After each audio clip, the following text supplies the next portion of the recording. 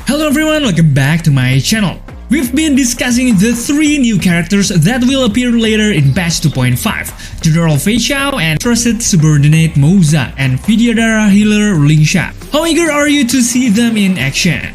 I hope you guys who are eyeing these 3 cool and AP characters will get them and not be spooked by other characters.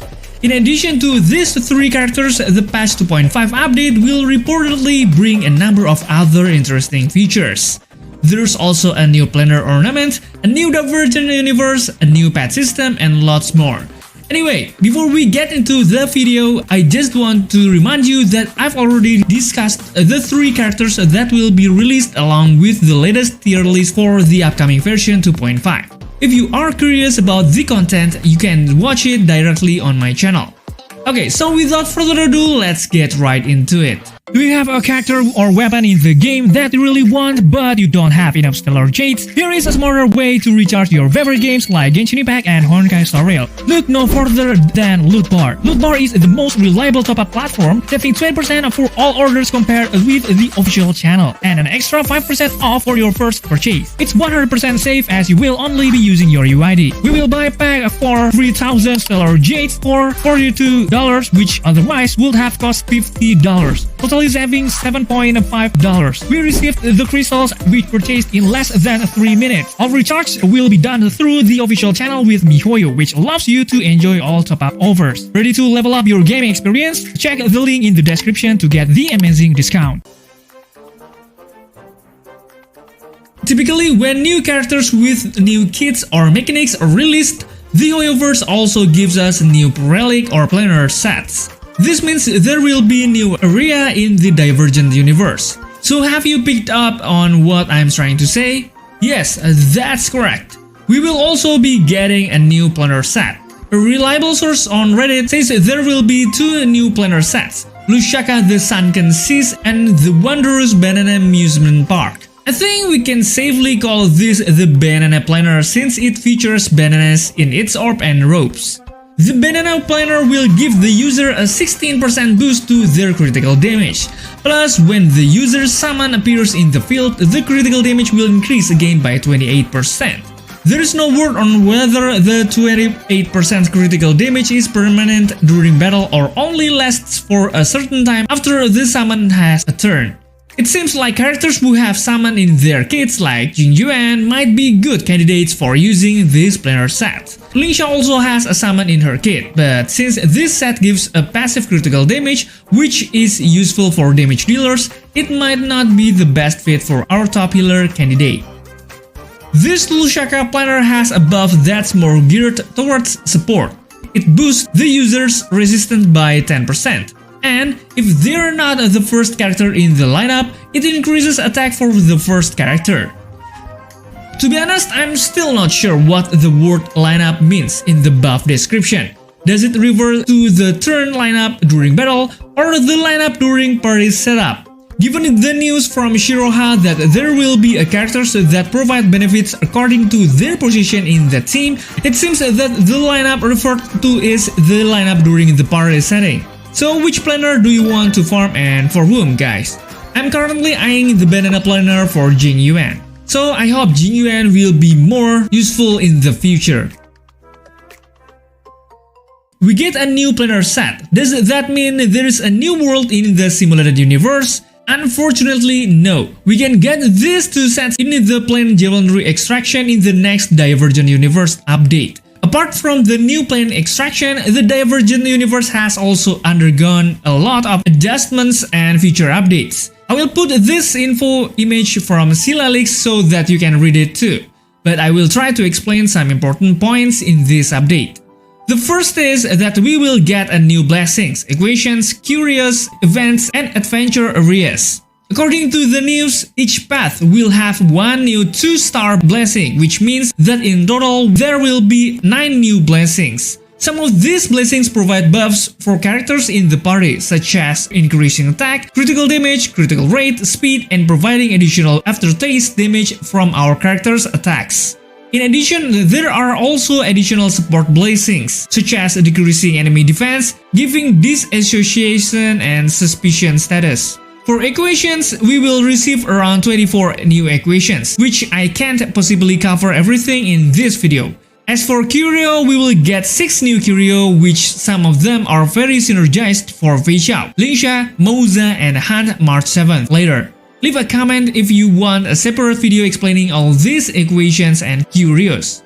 The next update for this Divergent universe is going to be a new adventure area where we will be using Hanu and we will be able to sync up to level 80. There are also some changes to the fragments we usually use to buy Curio blessings or override blessings.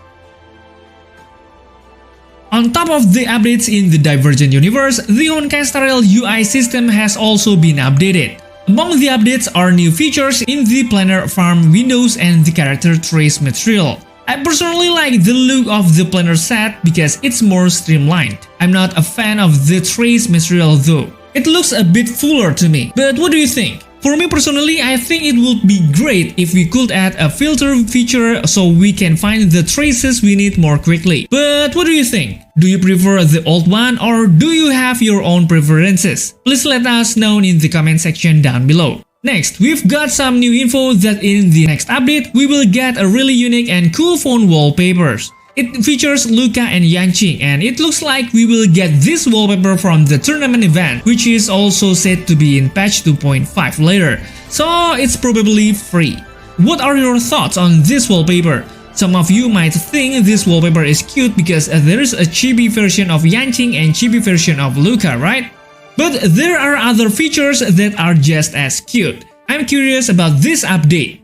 Based on what we've heard from several Reddit users, later in update 2.5 we will see a new creature that's said to be our pet. His name is Tapir, by the way. The word is that this Tapir is not like the little lion dance, Diding or Peppy, the dog in her station, who only appears in a few events. We don't have any more details about the pet system yet, but I hope this quirky but endearing creature is similar to Nambi, who joins Topaz on her adventures. Prior to this video, version 2.5 offers just one type of pet, but it's likely that the range will expand with future updates.